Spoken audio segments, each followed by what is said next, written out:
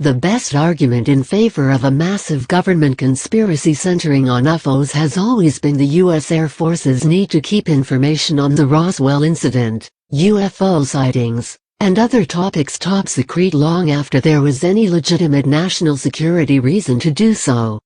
Keeping a lid on Project Mogul, Project Blue Book, and so on was arguably defensible before the Soviet Union collapsed in 1991. But the idea that the Air Force still needs to keep information on 1950s-era experimental aircraft away from the now non-existent Soviet Union is a little far-fetched, and people assume, not without reason, that this means there's something sneakier afoot. Could it be aliens? I don't think so, and I've explained why, but I don't feel sorry for government officials who are implicated in these conspiracies.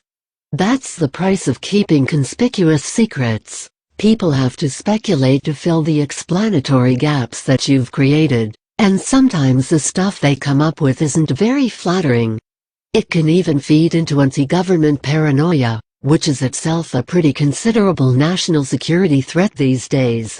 So while I'm excited that the U.S. Air Force has decided to release the 12,618 UFO reports comprising Project Sign, Grudge, and Blue Book, and seriously, check them out.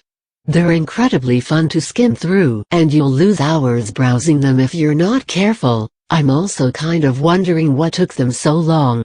The most recent reports come from the first year of the Nixon administration, which means that even the new stuff happened before the Beatles broke up, and none of these reports seem to describe anything that needs covering up.